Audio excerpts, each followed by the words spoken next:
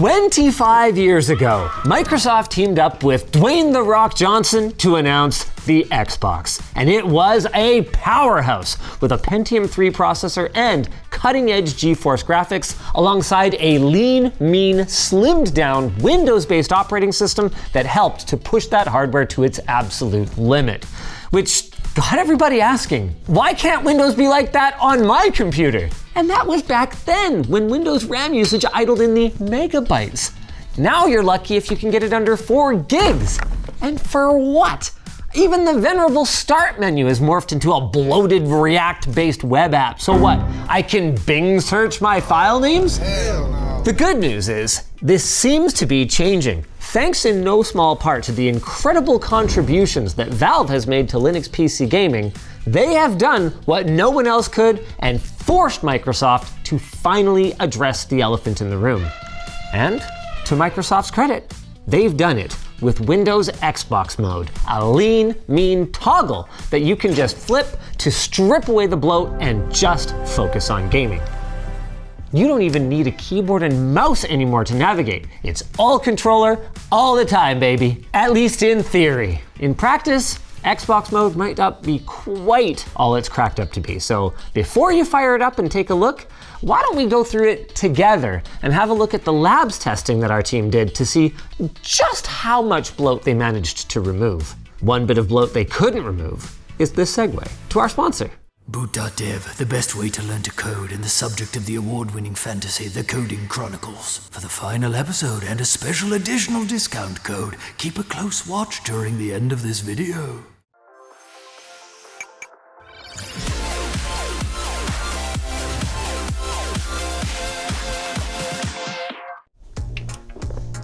Performance aside, a key benefit of Xbox mode is the ability to get a console-like experience in a device that we already own. So why don't we see how seamless it really is, starting by signing in. Which, this is not actually what I was expecting. Oh, okay, we need to use a pin. There we go, okay. With the pin, yeah, this is pretty cool. So there's bindings for your D-pad, your shoulder buttons, and your face buttons, so that you can quickly enter your pin with a controller. Freaking love to see it. And we're in, oh man, it's good to see that logo again. Obviously not everyone wants to be launched straight into a gaming interface, but if you do, it's as simple as toggling your system to launch directly into Xbox mode. I've actually been using this for a while on my battery modded ROG Ally, and it's really nice how much stuff you can do now directly with your controller rather than relying on a keyboard and mouse. That's not to say that you can do everything, and in fact, apparently they've put together some challenges for me. Are you gonna give me the keyboard in case I fail? You're gonna have to get the keyboard yourself. It's on that shelf up there if you can reach it. But if you touch it, you fail. Up here, I got my settings, where I can manage my subscriptions, because they really want you doing that. This is nice. This is where you manage your library. This is probably one of the best things about the Xbox experience. I know it's been done 100 times in the past, but this is probably the most seamless that I've seen all of my multiple game libraries just automagically consolidated. First thing they want me to do is adjust system volume. Well, all they said was I didn't have to touch the keyboard. Normally I would have my, system remote, so I think I won. Okay, all right, I'll try not cheating. I have to admit, I've never tried to do this. My Ally just has volume buttons on it, so, okay. Audio,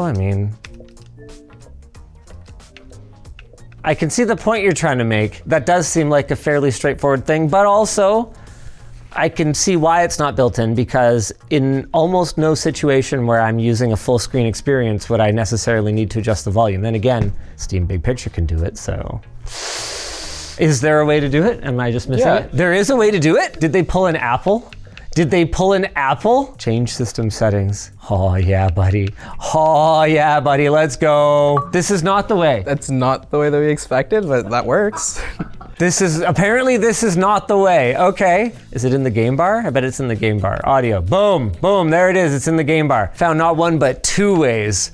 Accessibility and the game bar. I gotta confess that even in the Xbox experience, the game bar remains one of those aspects of using Windows that I just find high friction with. All right, now I gotta connect to a Wi-Fi network. Yeah, once again, I guess it's gonna want me to use the game bar for this. Oh yeah, buddy. Oh yeah, buddy. Okay, get it together, Microsoft. This can't be a thing. when I got this. I'm not touching it though.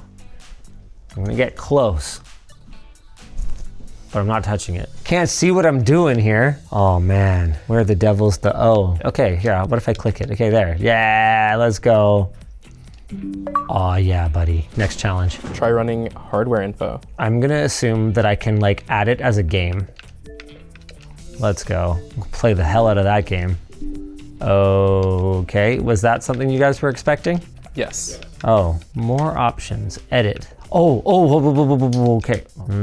Okay, close. No, I do not want file picker. Close. There, okay.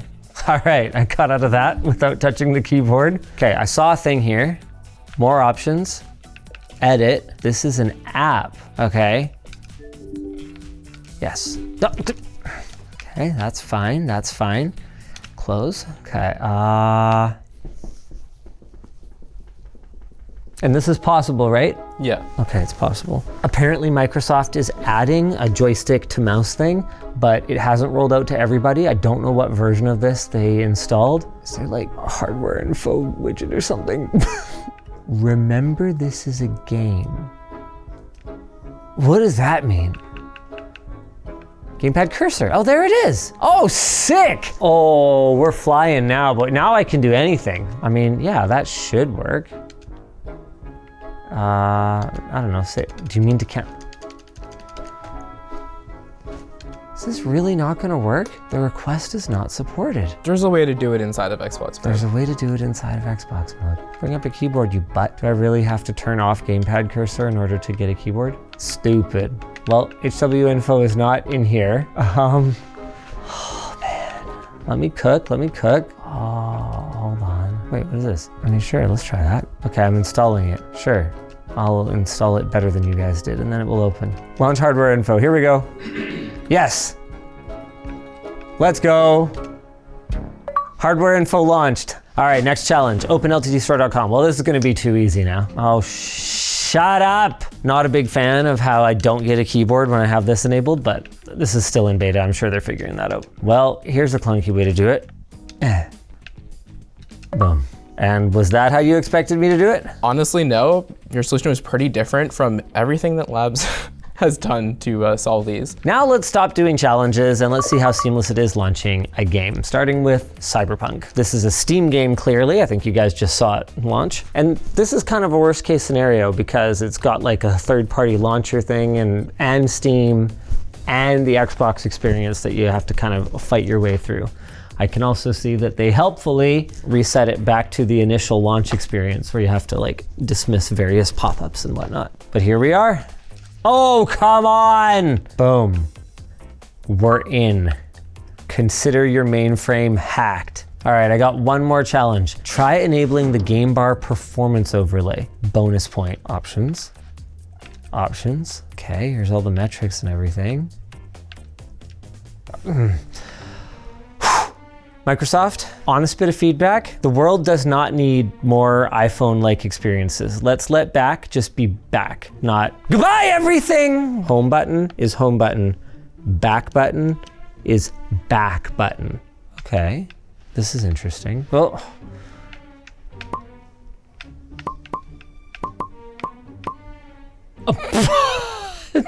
okay, I've never seen it break like this before. Shoot, I may have entered an unrecoverable state here. I can't believe I'm gonna lose going for the bonus point. Okay, hold on, no, hold on. No, I don't wanna pin YouTube to the taskbar. Not now, Windows. This is exactly what people are using Xbox mode to avoid, Microsoft.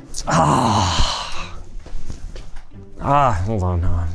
I just need to get my mouse back. If I can get my mouse back, I'm good to go.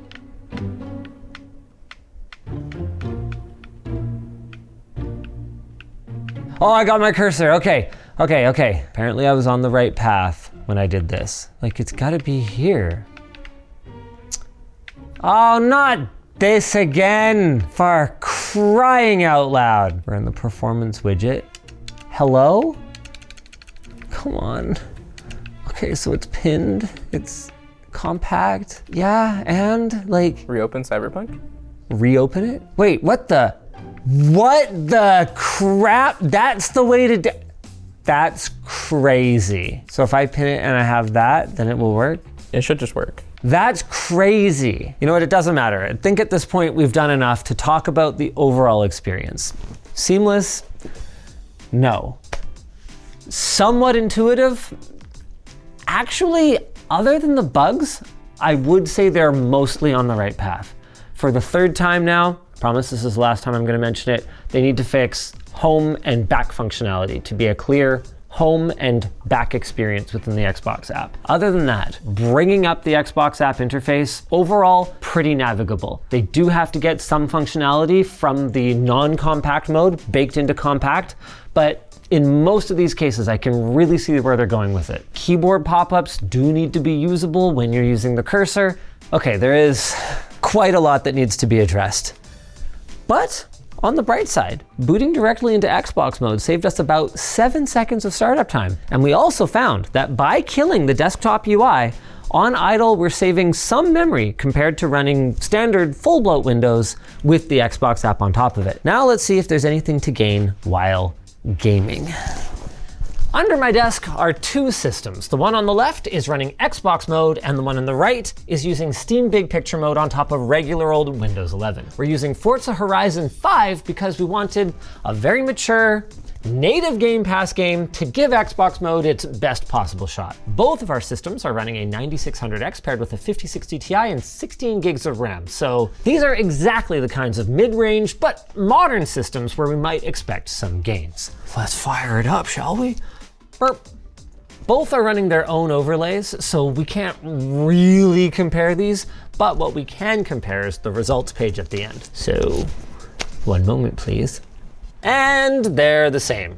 Or rather, they're not the same, but as we've talked about in the past, even if you buy the exact same hardware these days, because of dynamic frequency scaling, one system can perform a little different from another, and this one is about 3% faster than this one, so it's a wash, which is a little disappointing, to be honest with you. We can actually prove this, by the way. Now everything's running in the background. Here, we can run it one more time. Now it's running full fat Windows. And there you go. Not what we were hoping for, but hey, maybe it's different on some of the other titles that Labs tested. Spoiler, maybe it's not.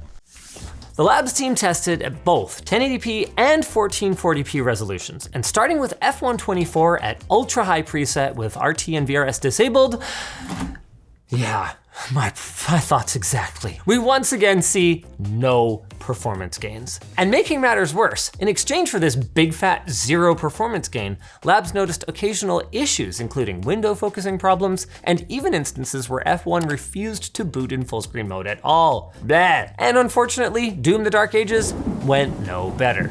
On medium presets with no upscaling, we found no performance benefit between Xbox mode and the standard experience within the Abyssal Forest benchmark. A result that was repeated yet again in Cyberpunk 2077 at the Ultra preset with no upscaling and ray tracing off. Making matters worse, as you may have noticed earlier when Red Launcher popped up, Cyberpunk isn't native to Game Pass, and you actually need to use mouse emulation to boot the game. Or you can reach for a mouse, I guess. That is an option. But that wouldn't be very console gamer of you. One reason for this could be that Xbox mode, in its current state, doesn't leverage known launch flags, and it fully opens game launchers in the background, which kind of works against the idea of a seamless console-like experience. If you'd like to further review Labs findings, check out the Labs companion article linked down below. Before you take off and do that though, it's worth discussing the fact that while Xbox game mode does not offer performance benefits, I still believe that it is a small step toward a larger goal that will be positive for gamers. Not that long ago, games were optimized for console first, often leaving PC players with buggy, unoptimized ports. That's because the low-level code for consoles needed to be rewritten into something that Windows could actually understand. This created the same kind of compatibility wall that Linux gamers faced before Proton came along. And PC gamers often had to wait months, years, or even forever for devs to manually scale that wall. Microsoft alone had 3 fragmented software development kits that held many games hostage on one platform until the devs had the time and resources to port over their game. The unified GDK now, at least from Microsoft, can hopefully result in something approaching console-level optimization and availability on the PC. And Xbox mode on PC is a part of this same push that Microsoft is making for platform unification and treating their PC gaming customers like first-class citizens. Also, even if it doesn't have much benefit today, I do still think that there's hope for ongoing optimization. I wouldn't blame you for thinking, how in the Sam Hill is Xbox mode different from Steam Big Picture mode? But there is a difference, and it's in being a system versus an app level UI. Xbox mode replaces the traditional Windows interface. All the icons, the start menu, everything, poof. On the other hand, Big Picture mode is simply an app that is sitting on top of Windows and has no ability to shoo away background processes. So with that in mind, you would think that there would be a benefit to using it already, but hey, this is Microsoft, so we actually found that when we were playing a Steam game in particular, we ended up using more RAM in Xbox mode than in Steam Big Picture mode just running over top of regular Windows. This is most likely because Steam opens up anyway on Xbox mode, and Big Picture users don't need to open up the Xbox app. The other difference is that Big Picture mode is, if we're being honest, quite a bit cleaner to use. So even though we're hoping for the best for Xbox mode, and we expect it to continue to get better, you're probably gonna wanna stick with Big Picture mode for the time being. That is, unless you really value Xbox mode's automatic detection of both Steam and non-Steam games, and you are A-okay with not being able to use more than one display while Xbox mode is Xboxing. In conclusion, while Xbox mode is most certainly half-baked today, Microsoft is trending towards a world where it will be even more likely that the game you want to play will be available on the platform you already own, regardless of whether it's an Xbox or a PC. So the attitude has improved. They just need to get their act together before people try this thing, realize it's not worth it, and then never try it again. Just like people realize that it's never worth hearing this segue to our sponsor. But they were wrong, it is. The Coding Chronicles. High Counselors, please, spare me! No.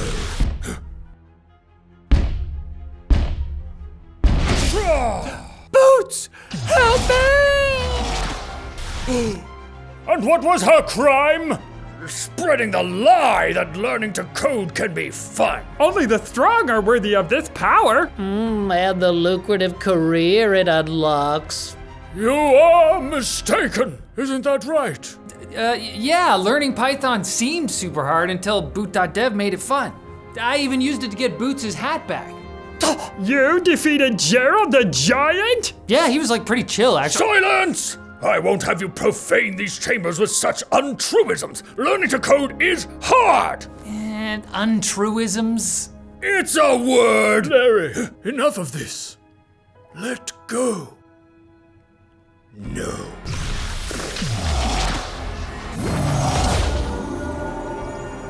You must go, child! Grown man, but no, I can't leave you. Plus, I have more to learn. Yes, in the real world, where you can get that high-paying job. Thanks for everything, Boots. Love you. Love you too. Now go!